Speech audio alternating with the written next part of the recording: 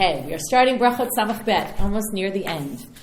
We're going to go a teeny bit farther today because at the Siyum on Friday I'll be recording both. On the recording I'll probably split it up into two, so there'll be Berakhot Samach Gimel and Berakhot Samach Dalet separately on the site and on the podcast. Okay, so we'll go just a little bit into Samach Gimel today. Tanya. So the Gemara starts off right at the top of the page with a Braita.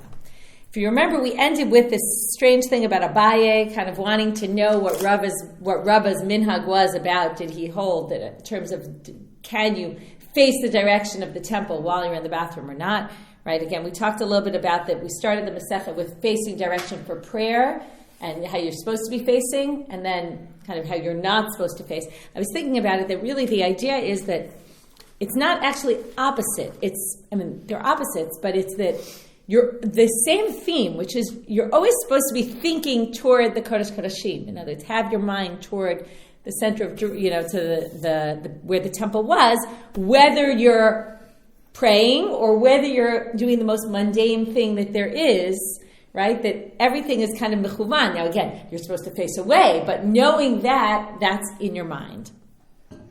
So, but the issue that we're going to discuss now is more the issue of both that, what do we do in the bathroom, and how do we learn, right? Abaye, how did he learn from Rabba? Well, he moved the bricks and then came back, Rabba got all upset, who moved my bricks? So now we're going to see another attempt of a rabbi to figure out what his rabbi thought about this. Tanya Amar Rabbi Akiva, Pam achat nichnasti achar Rabbi Yeshua lebeit hakiseh. I went after Rabbi Yeshua into the bathroom. V'lamadati mimenu shlosha dvarim. I learned three things from him. Right, this also goes back to the story at the beginning of Masechet. They always have these three things they learn. Lamadati she'ein nifnim mizrach u'ma'arav ela tzafon v'darom. We go to the bathroom. We face north south and not east west. V'lamadati she'ein nifraim u'umad ela miyushav. You're supposed to go to the bathroom sitting, not standing. Okay, ourselves. Right. So the issue is it's tzniut. Okay, it's from the. Even though we also learned before that it's terms of the water, the urine spraying back on you. It's also that, and maybe also for tzniut purposes. We're going to get back to tzniut in the bathroom today. That's going to be a big theme. We also saw previously how much you can reveal tefach or tefachayim in the front and the back. And there were all these laws about tzniut in the bathroom. That you use your right hand to wipe and not your left hand. Okay, the opposite. You use your left hand to wipe and not your right hand, and we're going to talk about reasons why. Amarle ben Azai. So he basically goes with, we didn't really focus on the story, we were so focused on the details of what he learned, but he goes with his rabbi into the bathroom, right? This is crazy. So, not only did we think it's crazy, but Ben Azai thought it was crazy. Amarle ben Azai, ad kan he'az tabanecha berabcha. Were you so brazen in front of your rabbi to do this? Notice, by the way, Ben Azai and ha'azat panim, it's the same root like the Zuhama and Rabbi Zuhama, remember Zuhamai? So, he says, oh my goodness, how could you do such a thing? Amarle, and here comes the big line, which we're going to now repeat three times in three different stories. Torahi ulamod ani tzarich. This is Torah, and I have to learn it. Meaning, and this is where we've talked about this before, that the rabbis view themselves as teaching everything, right? Even bathroom behavior, that's important to learn. It's like a very naive, it's Torah, I need to learn it. There's only one way to do it, and that's follow your rabbi. And we also talked about that was the way they learned things from their rabbis often. They weren't people, even though we all call ourselves people of the book, they didn't learn everything from the book. First of all, most things weren't written down. They learned it really from example. Second story, interestingly, it's going to start off with Ben Azai, okay? And it's going to have Rabbi Akiva. So this story was, Rabbi Akiva went in with Rabbi Yeshua to the bathroom, and Ben Azai said, well, what are you doing? Well, he must have convinced Ben Azai, because now it says in another Braita, or maybe there was just a different version of this, Ben Azai omer, pamachan nichnasi achar Rabbi Akiva lebeit hakiseh, right? It could be, there were two different versions of the story as to who this was and who got upset, and etc. So, we're going to see the same exact story. V'lamadati mimenu shlosha dvarim. Lamadati she'ein nifnim mizrach u'ma'arav ela tzafon darom. I learned that you faced north south, not east west. V'lamadati she'ein nifraim u'mad ela miyushav. I learned that you sit and not stand. V'lamadati she'ein mekanchib yamin ela b'smol. You only wipe with your left hand and not your right hand. Amar lo Rabbi Yehuda, and this time it's Rabbi Yehuda who pipes in and says, Ad kan he'az tabanecha berabcha. How could you do such a thing? Amar lo torai v'lomod ani tzarich. The last story is the most famous of this group, which you might have heard the story before. It's a very commonly quoted story, also quite odd. Rav Kahana al Gana Tute Puria de Rav. He went and snuck under the bed and lied down under the bed of Rav because he wanted to see what does Rav do when he has sex with his wife. More than see. What? Here, right? See. Here more than see. Right? He's under the bed; he doesn't really see. And in fact, Shameh, so as Ruth said, he hears disach v'sichek. He hears that he was talking to his wife and he was playing with his wife. Vasa, right, kind of acting in a fun kind of manner with her. Vasa tzrachav, and then he had sex with her.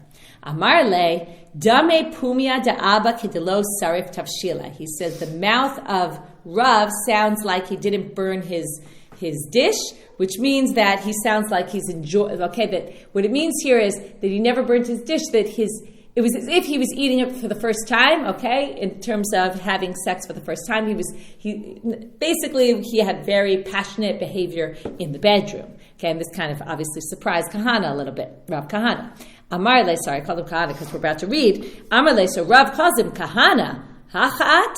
He says.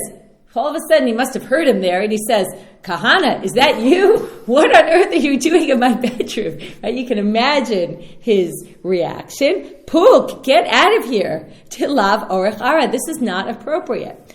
Amarlo, what does Kahana answer him? Torahi v'lomod ani tzarich. Right? This is Torah. I need to learn how to do this. Right? This is a big question, right? How you learn what to do in the bedroom, right? There's all these halachot about it that people don't generally learn it. I mean, hopefully before you're married, you go to learn with someone and they talk to you about this, but a lot of people don't really talk about these things. And also there's a wide range of halachot about it. Bichlal, if there are halachot, there's how we view this in general. There's a wide range of opinions. We kind of touched on stuff in Nida. It came up in Nida. We learned it. So those who are new, you'll have to wait a while until we get to them. Maybe they come up in other places. I can't remember now. Okay, so now why do we wipe with the left hand and not the right? So we're going to have a slew of reasons. Okay,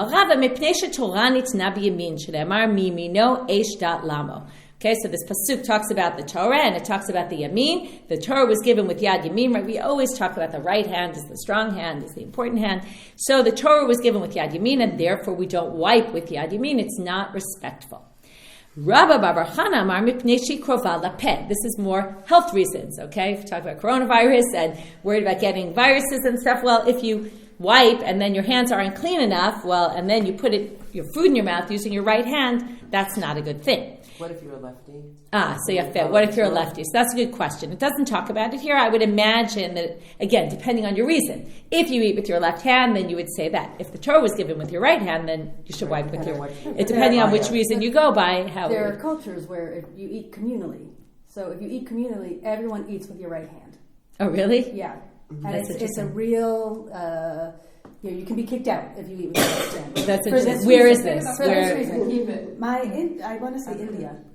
In India, there's cultures where you have to eat with your right hand. With your right hand, no matter what. For this reason. Because you use your left hand to wipe and other things, and you use your right hand. That's very interesting. In Rome, and if you're going to eat communally, right? Everybody needs to know your. I thought it was a convenience. You don't bump out. Right, that's also true.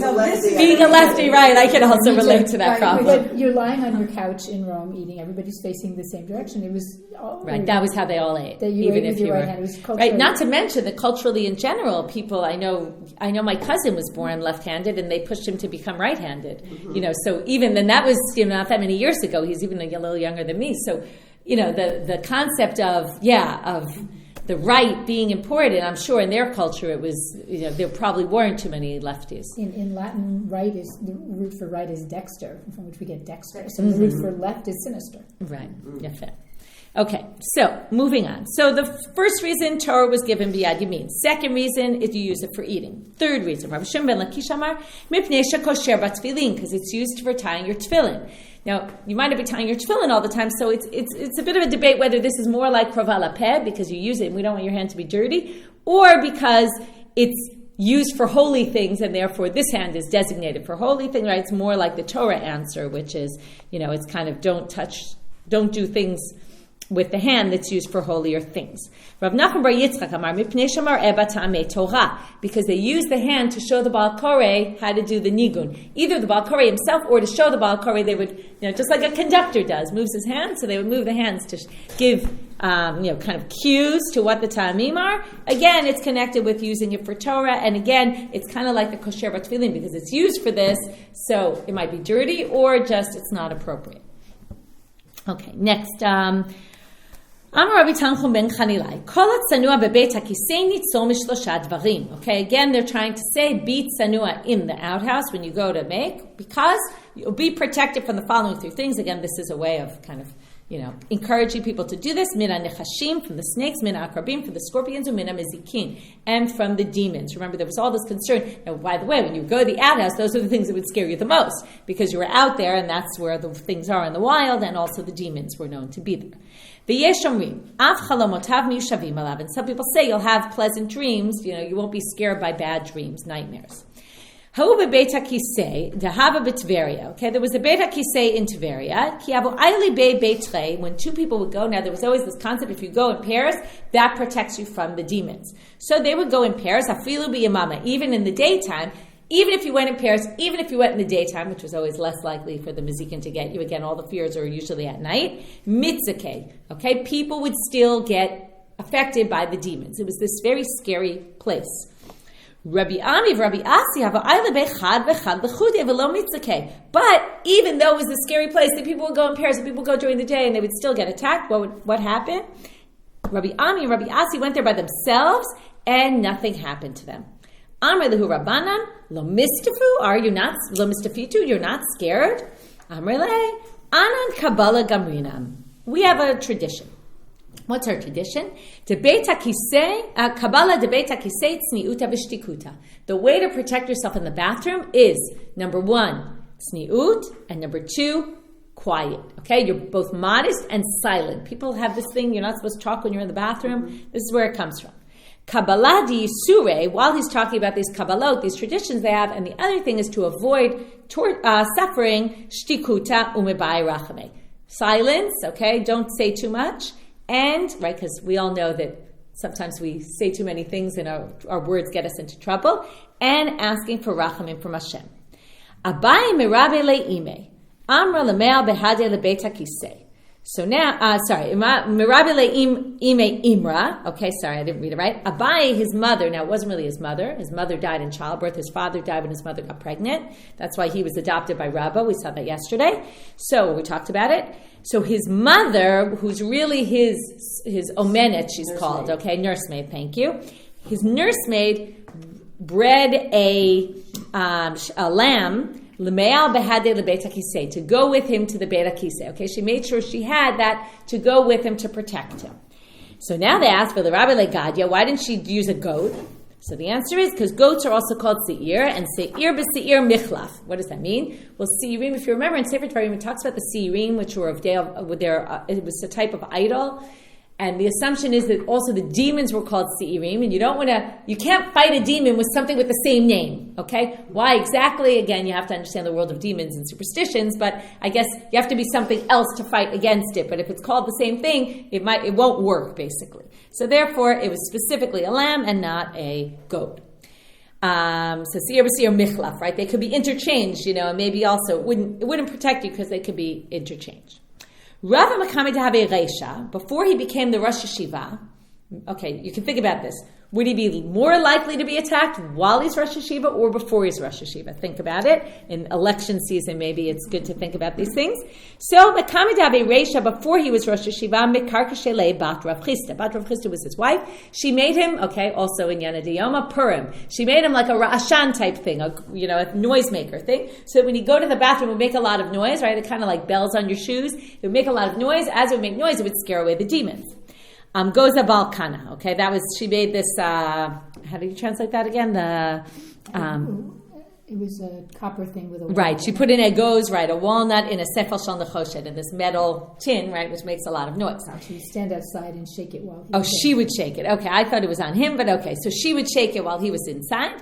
But Tardim Malach, after he became the Rosh Yeshiva, Avdele kvata, she made a little window going into the area where he would go. Uman chale yada aresha, and she would put her hand on his head. Okay, obviously she was more worried about him when he became the Rosh Hashiva. As we all know, leaders are much more susceptible to all sorts of things, right? Because first of all, they become more arrogant, and we all know the problems that happen, and therefore it's all the more likely that the Mazikin will get to them. Again, this gives us insight into Mazikin. The Mazikin are really, whether it's your own fears or other people kind of putting things upon you like ayin hara. And what is ayin hara? It sounds like a little bit of a superstitious thing, but it's not really. It means you're in the public eye. That means people are going to be saying a lot more things about you, and things, right, that could bring bad upon you. So this was all the things they were scared about.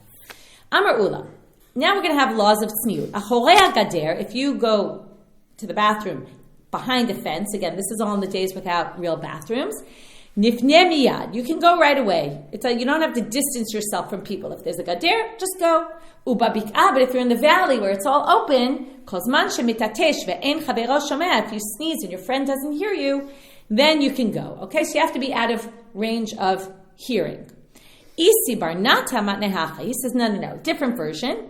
Achorei gader kozman shemitatesh ve'en chavero shomeh. This makes a lot more sense. If you're behind the right, we all know you go to someone's house and the bathroom's right in the center of the house and people can hear you. It's very unpleasant, right? So even if you're achorei gader, go to somewhere where people can't hear you. But babik'ah, if you're in this wide open space, what do you need? It doesn't matter if they hear you. It's a matter of do they see you? Kozman she'en chavero ro'ehu. So you have to be in a place where no one can see you. And I assume also not hear you. We assume if they can't see you, you must be farther away. The sound probably dissipates in that environment. Right, it also probably it depends how close you are, but right, you could theoretically be in a place. But the point is, right, in a bikah, you probably can't be close and they would see you because there's nothing there to block you. There's no gader. That's the whole point. Okay, meitive. Question on the second explanation. Yotzim mi petach beit haba v'nifnim la'achorei gader. Okay, now we're talking about a whole different topic. People, the Prushim, were very careful about Tumah and Tara, and they tried to keep all their olive oil and other things to Holim. So they had shomrim, these guards that were set up to basically watch that nobody came in contact with them in a way that would make them tameh. Now what happens when they need to go to the bathroom, right? This is, you have schools and the shomer needs to go to the bathroom or do a check, right? They lock the gate and no one can come in. They didn't have a way to lock up, so what would they do? So you go and you leave the Petach Beit Habad, that was where they made the olive oil. V'nifnim lachorei gader, you just go behind some sort of barrier there. And you don't have to worry that the stuff became tameh in the meantime because you stick very close by. So what do you see here? You can go achorei gader without having to distance yourself so far. So that seems to go against the second reading. So what do they answer? Well, b'tarot kilu. Okay, when it comes to Tumah and Tara, they were more mekel because they were worried, and you have two conflicting things. On the one hand, you don't want people to hear you going to the bathroom. On the other hand, you also don't want the stuff to become tameh. You have they obviously didn't have a second guard on call there. Tashma, kama yerchaku v'yu torim. How far do you have to distance yourself? In other words, how far, again, if you're going to go to the bathroom, how far away can you go to the bathroom and still assume that nothing became tameh, impure? Kadesh yehei ro'ehu. As long as you can still see from wherever you are, you can still see the Beit Habad, the olive press, then you're okay. So again, what does this sound like? Well, if he can see it, then they can see him. So again, you're back to the second part, which is as long as they don't see you, but here sounds like you could still see and then they could see you. So first answer is Shane Ochlei Tarot, Akilu Be'Rabbanan, same answer. We're going to be more Mekel when it comes to Tarot. Rav Ashi Amar, Mai Kozman She'en Chavero Ro'ed Kamar Isi Bar Natan. When he said it originally, as long as your friend doesn't see, that means Kozman She'en Chavero Ro'ed Pru'o. That's where he doesn't see your private parts. Aval Ledide Chazele. He could see you, but just not see your private parts. So you could theoretically go to the bathroom in a way that nobody sees you, but you could see them and they could see you, like your face, right? You could imagine like a bathroom stall where it's short, right? The door is short and someone can see over the top, but they won't see your private areas. So that's the way, that's another answer. Okay, now we have a funny thing. I think it's kind of funny. In those days, they had eulogizers. Okay, nowadays we don't really have such a thing, except maybe you'd say rabbis of communities or community leaders eulogize people regularly, but it's not really a job, like a paid job. I mean, unless you say, well, it's part of the rabbi's job, maybe it is. Okay, you could actually say maybe this would apply to there. But normally you have family members doing the hespedim, but they have these people whose job was to eulogize people. That was their job. So there was a safdana. Now you can imagine if your job is to eulogize, what's the fear? Right? What is the eulogizer going to do? Well, he's going to make everybody sound great, right? And why is he doing it? For the money. Because if he did a great job and said these beautiful things about this guy that was really not worthy of it, well, you'll know next time I'm going to go to that guy and I'm going to pay him, right? So that's why I say it's not exactly like a rabbi, because rabbis do lots of other things. It's not like that's their only job. That's like kings and queens used to have people who would write for them, but they would be paid. So they would obviously be saying good things about them to promote them in the public eye. Yafeh. So what you're saying is kings and queens have publicists who basically write their speeches and do their things, and they make them look better in the public eye. Yafeh. So here we have this saftana, Dinachit Kamei de Rav Nachman. Okay, he went before Rav Nachman. Amar Hai Tsanua Ba'or, and as he was doing the hesped, and Rav Nachman happened to be in the audience listening, and he said, Hai Tsanua Ba'or Chotav Hava. Okay, typical thing you would say about someone in a hesped, right? He was very tsanua, very modest. Amar le Rav Nachman, so Rav Nachman starts up with him and says, At ayal bahadei lebeit hakisei v'yadat it tsanua? Elo, were you in the bathroom with him to know that he was really a modest person? Because according to Rav Nachman, we judge some of their modesty by how modest they were in the bathroom. Detanya ein korin, and that's what we're going to see here, as it says in a Braita, ein korin tsanua ela lemisha tsanua bebeit hakisei. We only call someone tsanua if they're tsanua bebeit hakisei, which is obviously problematic. It means, right? It's actually saying you really never know how modest anybody is. It's almost like saying that, right? Because nobody really knows. Rav Nachman, my nafka lemine. So now, why does Rav Nachman care whether he said this person was tsanua, whether we don't really know if he was tsanua in the bathroom or not? Mishum detanya, because it says on a Braita, Kashem shenifraim min ametim, kach nifraim min asaftanim umin ha'onim acharehem.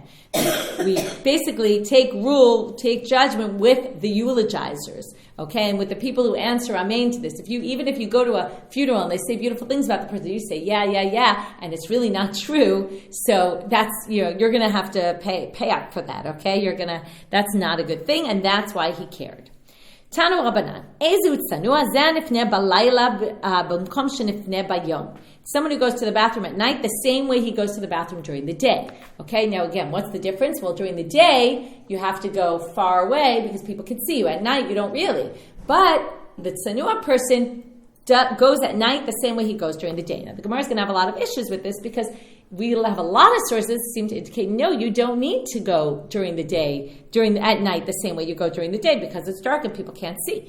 We're going to bring a whole bunch of sources. Ini, is this really true? Hamar Rav Yehuda Amar Rav, Lo olam yanhig adam et atzmo shacharit v'arvit kedei shelo yehi tzarich litrachek.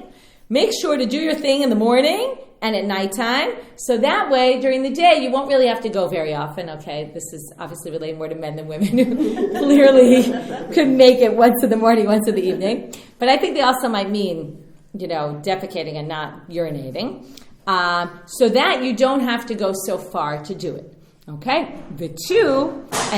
So therefore it indicates clearly that at night, you basically can do it close by and not during the day, where you wouldn't during the day. So there's a difference.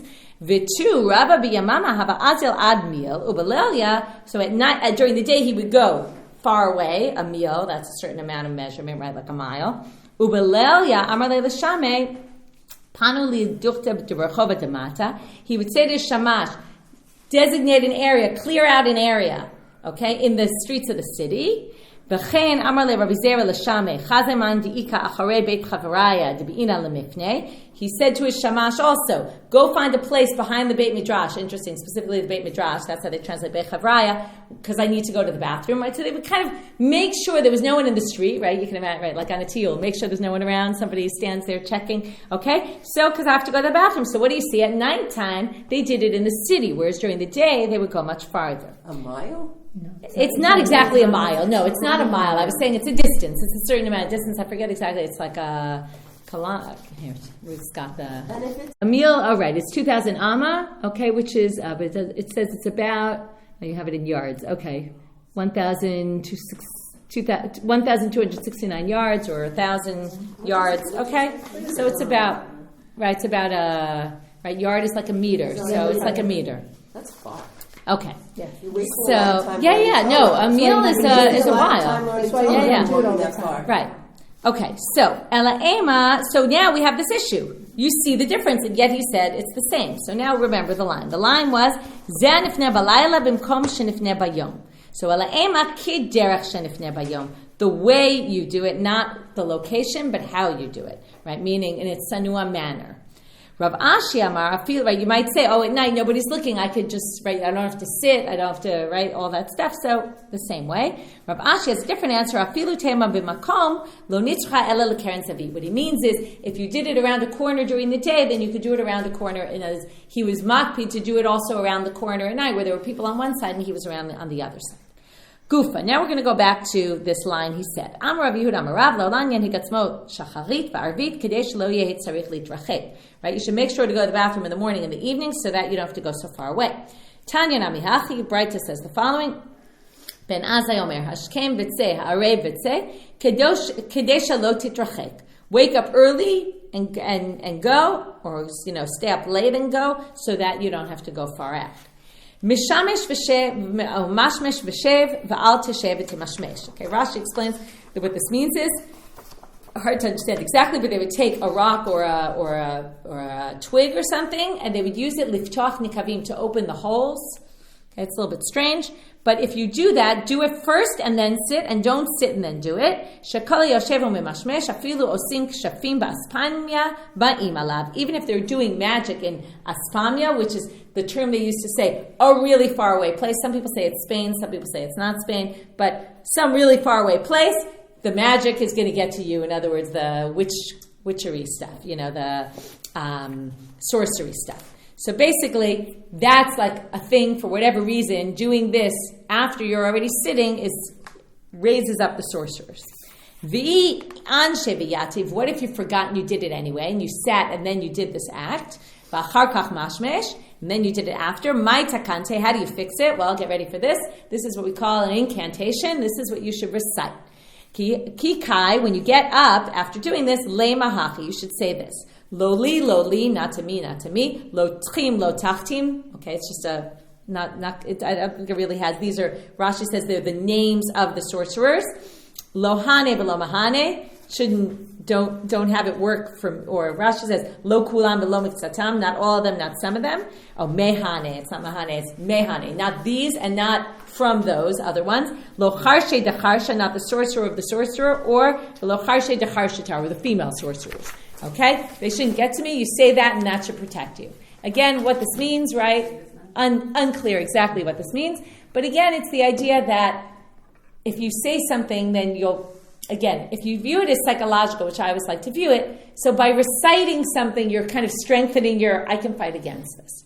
Okay. Tanya, Ben Azai Omer, Al kol mishkav shchav chutz min hakarka. You can lie down on any surface except for the ground. Okay, I think it's because of health reasons, or you might get a cold, right? Al kol moshav shev chutz min hakora. You can sit on anything except for a beam because you might fall, Rashi says. Amar Shmuel, sheina ba'amur hashachar ki istamya leparzela. Okay, when you forge the iron, okay, that's a good thing for the iron, it strengthens it. That's the same as sleeping in the early morning hours, okay, that's good for you. It's a little strange with the next line because it says, Yitziyah ba'amur hashachar, if you go to the bathroom early in the morning, kastamya leparzela, it's also the same thing. On the one hand, they're telling you should be sleeping then, they're also telling you should do your thing then. Bar kapara have a mazben mile bedinari. He used to sell phrases for a dinar. He would tell someone, I got a good line for you. Here, pay me money and I'll tell you it. Here were his good lines, okay? Ad dekafnat echol, when you're hungry, eat. Okay, meaning don't push off eating. You should eat right away as soon as you get hungry. Ad ditzachit shate, these things might seem kind of obvious, but right, when you're thirsty, drink. Ad diratcha kteratcha shvoch. When your pot is boiling, spill it out. That means it's a euphemism for when you have to go to the bathroom and it's boiling up. Go. Don't hold it in. Karna karya biromi. That when they start blowing the horn in Rome, meaning they're saying people who want to buy figs. Bar mazbin te'ene davuch. If you have a son. If the father's not around, the son should go take the figs and take them out to the marketplace right away. He doesn't have to ask permission from his father because that's the time when you're going to get the most sales. Go for it. Don't wait to ask your father and just go and sell them, right? So, okay, go take the tainim of your father and sell them. Those were his big quips. I don't know if I would pay money for them, but people obviously did. Amar le'abai le'rabanan, ki ailitu b'shvilei d'machoza le'mechach be'chakla. When you're going through the city, to get out of the city to the fields, lo techzu lo lahachgisa v'lo lahachgisa. Don't look this way, don't look that way. What's the concern, obviously? Dilma yatve nashe. Maybe there's women sitting there. V'lav orachara listakule b'hum. We're worried again about you looking at the women in a sexual manner. It says here they're defecating on. They might also be going to the bathroom, and you don't want to embarrass them. Okay. Maybe they're going to the bathroom. But the Dilma Yatve Nashe, they're sitting. I don't know why there was concern they'd be going to the bathroom. But it's on the way to the bathroom. It says when you're going on the streets of Mechoza to go out. Yeah, I'm not convinced that that's the pshat here. I think it's just that there were women on the streets. He was going to the bathroom, and exactly. This says that they were also. Okay, could be an interpretation. It doesn't sound to me like the pshat. It sounds like when you're on your way, you're going to pass women on the way. Try not to look. Rav Safra al lebeit hakisei. Ata Rabbi Abba. Okay, now we have a story. Rav Safra was in the bathroom. Rabbi Abba comes. Nachar le'ababa. He starts making a noise near the door. Amar le'omar. So he says, come in, okay? While he's in the bathroom, Rav Safra says, he makes a noise, kind of like I'm here, and Rav Safra responds and says, come on in. So he doesn't come in because he realizes someone's in there, I'm not going into the bathroom. But Tar Dinafik, when Rav Safra comes out, Amarle, Rabbi Abba kind of gets upset with him and says, Ad hashta lo yat l'Seir, v'gamer lachmili de Seir. You haven't yet gone to the city of Seir and the land of Seir, and you're basically speaking their language. Meaning, right, those are the Yishmaelim, which he has kind of lack of respect for. He says, you're speaking like them, meaning, what are you doing? You're speaking in the bathroom. We said you're not allowed to talk in the bathroom. Lav hachitnan. Midurai Tasham, don't we learn from the Mishnah? Okay, and this is in Tamid, for those who remember learning Tamid. We learned that there's something called the Beit HaMoked. That's where the Kohanim would sleep at night, and then they would go down there with these underground tunnels, and they would go through the tunnels and get to the bathroom. And there was a Midurai Tasham, there was a flame there so that people could see. Ubeit HaKisei Shel Kavod, okay, interesting, they call it a Beit HaKisei of Kavod, okay, it was a bathroom. V'zehai, or an outhouse type of thing, but inside, or remember on the side there. It had a door. What? That was a big. Right. Well, we're going to see right now. Why was it called Shel Kavod? Mitzao Na'ul. Okay, it had a lock on it. So if you find it when you got there, it was locked. Biyadua sheyesh sham adam. Mitzao patuach. Biyadua she'ein sham adam. So you would know when you got there, right? You would try to open the door. You wouldn't start asking someone in there because it's usher to say anything while you're in the bathroom. So you would just try to open the door like we have, right? It sounds so obvious, but right, this is the way all our bathrooms work for the most part. So if you open the door, even though we're still kind of polite to knock and ask if someone's there, but if you open the door, right, and you see it's locked, you know there's someone. If not, you know there's no one. Alma, what do you see here? Lav orach arahu, right? The whole idea is it's not appropriate to talk, and that's why they put a lock on the door. Okay, that's the reason for having a lock on the door there. So now the question is things that are relevant, like is it available, and the person says come in or right. So I don't think it's really usher to do that, but they viewed it as usher to do it. I don't think anyone would say halachically you really can't do that, but right. But I think it's more having conversation while you're in the bathroom.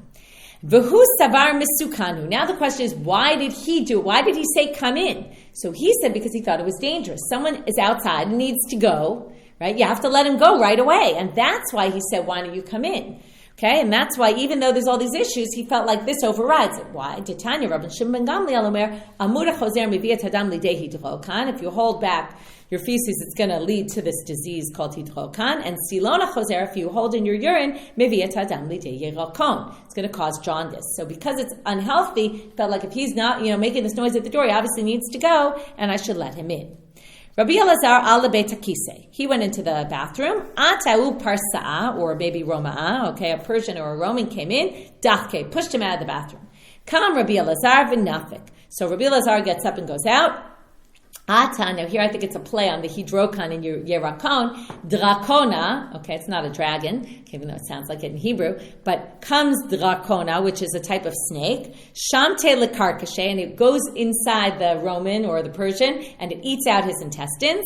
Kare ale Rabbi Elazar, and Rabbi Elazar said the following pasuk about him: Vaten adam tachtecha. Okay, I'll put a man in place of you. Al tikra adam ela edom. Okay, the Edomim. Okay, and this was, they'll be in place of you, meaning they'll get their punishment for what they did to you. Va'amar lahargecha. Okay, now we're going to get to, because we're talking about tzniut in the bathroom. We're now going to see the scene with David and Shaul when David finds Shaul in the cave and he could have killed him and he doesn't. He says, "Va'amar lahorgacha v'tachas alecha." Okay, I said I was going to kill you, but I had rachamim on you. In other words, I could have killed you, but I didn't. Now, there's something strange grammatically about this pasuk. It should say, "Va'amar va'amarti." It should have said, "And I said I could have killed you," right? Mibaile. And "V'tachas alecha" means someone had rachamim on you. It should have said, "Bechasti," right? It shouldn't say "V'tachas." It should say "Bechasti mibaile," and I had rachamim on you. I had pity on you. So, Amar Rabbi Elazar, now we're going to darshan this. Amar lo David l'Shaul, mina Torah ben arigata. Amar lo horgacha means the Torah said I should have killed you because you were trying to kill me, and therefore, right, sharei rodefata, you were trying to kill me. Ba Torah amra, ba la horgacha, shkem lo horgo, self-defense, right? You can protect yourself in self-defense and kill someone. So that's why it says Amar lo horgacha. The Torah said I should kill you. What's the chasa? It's not that I have rachamim on you, it's that you were deserving of rachamim from God because you were tsanua. Umayhi, how do we know he was tsanua? It's going to be specifically in the bathroom. Dichtiv, vayavo gidrot hatzon ala derech, v'sham ma'ara. He goes to the fences of the sheep on the way, and there's a cave, and Shaul comes la'asechet raglav. It tells you have to go to the bathroom. Okay, but where did he go to the bathroom? First behind the gader, then in a cave, right? So you can already see, Tana, gader lifnim min gader, there was a fence within a fence, umara lifnim mara, and a cave within a cave. That's how far he went to protect, to beat sanua. Lahasech, Amar Rabbi Elazar, melamed shesachach atzmo kesuka, and even inside the cave, he covered himself like a sukkah. Okay, so there you see, that's what gave him the merit that he didn't get killed by David. We're going to continue now. What happens in that scene? Vayakam David vayichrot et knaf hami'il asher l'Shaul. He tears the cloak of Shaul. Amar Rabbi Yossi Rabbi Chanina, kol ha'mevazeh et ha'bagadim, anyone who disgraces someone else's clothes, sofeino nehenem mehem. He won't benefit from them. This is again we call midah keneged midah. You get punished based on what you did. Shneimar v'amelech David zakein ba b'yamim v'yechasu b'bagadim v'lo yecham lo. At the end of his life, he tries to get covered up with clothing and he can't get warm, right? And there you see the bagadim didn't help him because he tore the clothes off of Shaul. Now, continuing along, we're now jumping 2 prakim ahead. That was Kaf Dalet and Shmuel Aleph. Now we're in Kaf Vav. David says to Shaul, Hashem hisitcha bi yarach mincha. If God turned me against you, then, and you're really right, then we will smell the mincha, meaning your offering will be accepted. Amar Rabbi Elazar, Amar le'akadosh baruch hu David. Now we're going to have an issue. They're going to take this word hisitcha, which, now, mesit is something that's considered a very bad thing. It's someone who turns someone away from God, usually. That's where it comes up in the Torah. Ki sitcha achicha, and turns you away to worship idols.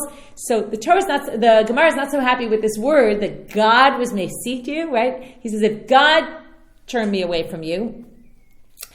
So now, that's the first thing. The second thing is we're going to see that word appear somewhere else. So they're going to connect those two words. So now, Amar LaKadosh Baruch Hu David, Mesit karitli, you called me a Mesit? Harei ani machshalcha b'davar shafilu tinokot shel beit rabban yodim oto.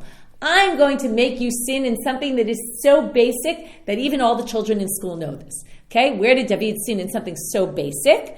Dechtiv ki tisat rosh b'nei Yisrael lifkudehem v'natnu ish kofer nafsho. Right, when you count the people, okay, right, we just read this in Parshat Shkalim. When you count the people, what do you have to do? They have to bring kofer nafsho, a ransom. They have to bring money. You don't count them 1, 2, 3, 4, 5. Everybody gives a half a shekel, and that's how you count them. So what happened with David? If you remember, David ends up counting the people without doing that. Okay, and that's something so basic in the Torah. How could he have messed up? Now they're saying, how could he have messed up? Because God caused him to sin in this area, because he said that about God, that God is seat, so God really was Mesid Oto. V'yamot Satan al Yisrael, here it says, then the Satan came al Yisrael, v'yachtiv, v'yeset et David bahem. This is the description in Divrei Yamim. It says, the Satan came, okay, and then it says, this is actually in Shmuel Bet, it says, v'yaset et David bahem, okay? Again, you see the term of hasata. Lomar lecha maneh et Yisrael, okay? He got turned away to go count the people. And when he did that, he didn't take the kofar dichtiv. And what was the punishment? Okay, God brought this plague of dever, of wild animals, from, right, that's what dever is, wild animals, from the morning until 8 moed. So my 8 moed, what is that time? Amar Shmuel, Shmuel Saba, Chane de Rabbi Chanina, Mishmei de Rabbi Chanina. He said in the name of Rabbi Chanina, Mishat Shchitat Hatami Ba'at Shat Srikato. The Magefa, the plague happened, okay, this lasted a little less than coronavirus, from the Tamid sacrifice until the time of the sprinkling of the blood, okay, from the time they slaughtered it till the blood sprinkling, not very long. Rabbi Yochanan Amar Al Chatzot Mamash, until midday, okay, it was like a half a day. Now we're going to see why he stopped. So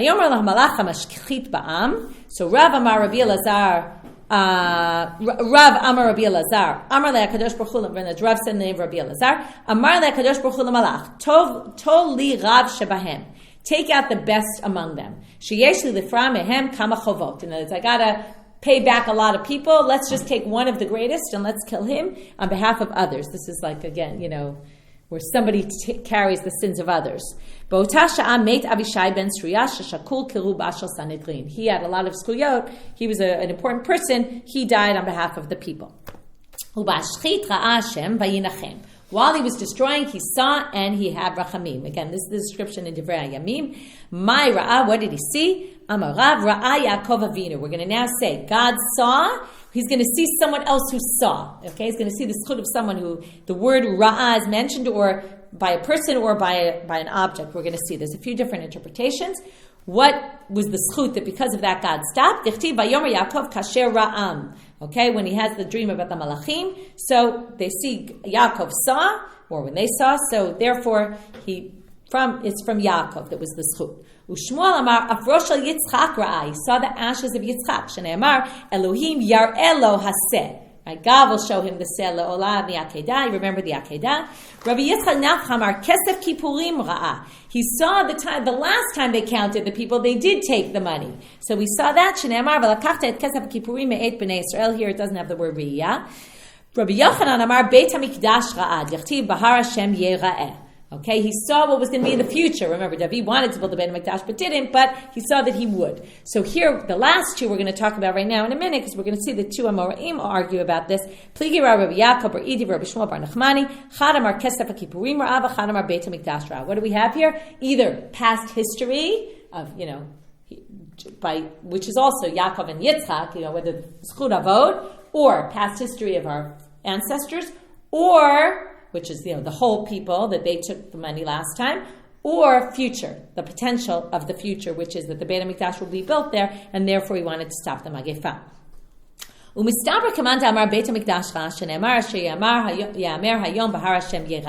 Okay, they think that that's the better answer. Okay, but going back to now the Harabayit, what you can and can't do there. Lo yikanes adam laHarabayit b'maklo, and all those different things, and you can't make it a kapandaria. My kapandaria. So it's a shortcut, right? So I'm a rabbi, kapandaria kishma. That's what a kapandaria means, a shortcut. Rav Chana bar Adam, Mishmei Rav Sama, Berakhot Rav Mary, Amar Kimanda, Amar Inish, Adamakifna Adare Eol. If I go, instead of going around, I'll just go straight, okay? Now, what's this? This is what we call notrikon. Makifna, right? Kapan, and then Adare Eol. So you take the first, or some of the letters of each, and you come up with this kapandaria.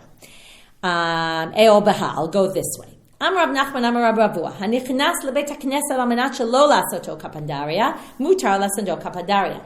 You can't use a shul as a kapandaria, but if you go in and you pray in the shul, or you use it for whatever you use the shul for, and then you go out the other door because it's quicker to get out where you're going the other way, that you can do. Rabbi Avahu Amar imayashvil meikaro mutar. If originally that was the path, and then they built the shul there, you can also go through. Amar Rabbi Chelbo Amar Rav Huna Nichnas lebeit hakneset litpalel mutar lasoto kapandaria shneimar ubevoa ma'aretz lifnei Hashem b'moadim. Here's the pasuk from Yechezkel. When they would come, they would go in the north and go out the south. So that proves it also. Urikika mikavachomer. You can learn rikika. It's obvious you can't spit in Harabayit because it's kavachomer, right? If you can't do the other things, obviously you can't do that. Amar Baby, Amar Rabbi Yoshua ben Levi, Kola rokek b'Harabayit b'smanazeh ki ilu rokek b'bat eino. It's as if you're spitting in the pupil of the eye of God. Shneimar vayu einev libi sham kol yamim. Because God says, my eyes and my heart will be there forever, meaning God's watching over us, kind of thing. But therefore, it's like spitting in God's eye, even nowadays when there's no temple. Amar Rava, rikika b'beit hakneset sharya, but you can't spit in shul. Miti tahava amin al, just like you can wear shoes in shul, right? We don't take our shoes off, right? Muslims do, we don't. Ma min al b'Harabayit asur b'beit hakneset mutar. So just like there, you can do it in the shul, even though you can't do it in Harabayit. Af rikika b'Harabayit huda asur b'beit hakneset shari. Amrle Rav Papa l'Rava, Amrle Ravina l'Rava, Amrle Rav Ada bar Matna l'Rava. Somebody said it to Rava. Adi Yalef Miminal Lerach Mikabadaria. Why don't you learn from the shortcut? Shortcut you can't do in shul either, so maybe you can't also spit in shul. Amrle Tana Yalef Miminal, but the Braita learns from Minal. Va'at Amart Mikabadaria. Why are you even suggesting that we're going to learn from Kabadaria? The Braita learned it from Minal. How do we know this? Maihi Titania. Lo yikaneh, says in the Braita, lo yikaneh adam laharabayit, lo b'maklo shebiyado, lo b'minalo shebaraklo. This is like our Mishnah. But lo b'ma'ot hatzurin, lo b'sadino. Right, not with money, not with the money in your hand, or in a cloth. U'b'pundato mushpelet lacharav, and with your sack on your back. But lo yasena kapadaria, you can't make it a shortcut. Urikikami kavachomer mimin al. Here it says it. Uma min al shein bo derech bizayon amrat Torah shal na'lechem araglechi. Even though it's not disrespectful, your shoes, and yet it said, right, this is by Moshe, right, take your shoes off. Rikika shu derech bizayon lo kol sheken. So therefore he says, why are you suggesting to learn from Kapadaria? The Braita said we learn it from Min'al. Soon we're going to get back to an answer, but before we get there, Rabbi Yossi Bar Yehuda Omer, you don't need to learn it from Min'al. Harei Omer, okay, the issue of Rikika, we can learn that you can't do it Har Bayit. We're now getting off the Beit HaKnesset. We're going back to the Har Bayit. It's obvious for other reasons. Ki'en, okay, also Purim related. Ki'en lavo al shara melech b'levush sak. Right? You can't go, Mordechai says, I can't go to the king with wearing a sak. V'lo dvarim kavachomer. Uma sak she'eno ma'us lefnei basar v'dam. Kach rikikashi mu'usa lefnei HaKadosh Baruch Hu lo koshken. Can't go with a sak, and a sak is not disgusting, right? So of course you can't spit. That's disgusting. Amarle. Okay, so now back to our question. Why did he think maybe you could learn from Kapandaria when it says explicitly we learned it out from Min'al? So Amarle anahachi kamina. Nema hacha lechumra v'hacha lechumra. When it came to Min'al, when we learned it from Min'al, it was to be machmir, that you can't spit in the Har Bayit. But when we're going to now say what's allowed in the Beit HaKnesset, maybe we're going to go lechumra and say in this case, for the Beit HaKnesset, we're going to learn Rikika from Kapandaria and be machmir. But we don't, right? Be'ema, and we should say harabayit to asur b'min'al, lo fa mi'min'al. Aval Beit HaKnesset to shari b'min'al, adiyalef b'min'al u'leheter, ne'elef min kapadaria v'la asur. Right? So basically, if we're going to learn it from one, maybe we'll just learn each time to be machmir. Ela amarava ki beito. Now, what's the reason why you can spit? This is very interesting. It's a really interesting idea. The Beit HaKnesset is like your house. Okay? They want to treat it like your house. You would think maybe it's more sanctified than your house. They're saying it's actually, you're supposed to feel at home in your shul. Ma beito kapandaria kapit inish, arikiko uminal lo kapit inish. When it comes to your house, you wouldn't let people make a shortcut. Okay, there's a house across the street from me. You could cut through to the nearby street. Those who know Radana, right? You cut from Bentov to Achad through their house. But they have a gate there and they lock the gate because they don't want people using their house as a shortcut, right? It ruins their grass. It's not appropriate, right? People can see into their house. So you would never let people use your house as a shortcut. But but people aren't makpid now. In some societies they are, but that you can't walk in with shoes to people's houses, or right, you can do that more usually. Some people are careful about that, but usually you can't do that. And you wouldn't be makpid, and you would let people spit in your house. Someone has something in their mouth, you wouldn't say, "Get out of my house," you just spit. So obviously not that they spit in your face, but right. So af beit hakneset kapandar Yehuda asur v'kika umin ad. Kabandar Yehuda Asur, but Rikika Umin Al Shari. Okay, those two things are allowed. Okay, one last section just to get a little bit ahead for tomorrow. Kol Chotamei Brachot Shebebeit HaMikdash. Remember you say Min HaOlam V'Ad HaOlam because of the Tzdukim who think there's no Olam Haba. Kol Kach Lama. Why do you have to say all this? Lefi she'ein onim Amen b'Mikdash. We don't say Amen in the Mikdash. What would we do in the Mikdash? They would answer, we know this from Tefillah and Yom Kippurim. What would they answer? Baruch shem kevod machuto le'olam va'ed. They said that instead of Amen. So because there's this long version of Amen, there's also a longer version of the blessing. Uminayin she'en onim Amen b'Mikdash. How do we know it? Because it says in Nehemiah, Kumar b'chot Hashem Elokechem min ha'olam v'yad ha'olam. You can see that's where they get the wording from. Ve'omer, and then the people answer, v'yivarchu shem kvodecha mu'ramama kol bracha u'tihila. Okay, and they blessed the name of your kevod. That's why we say Baruch Shem Kevod. Okay, we add that in.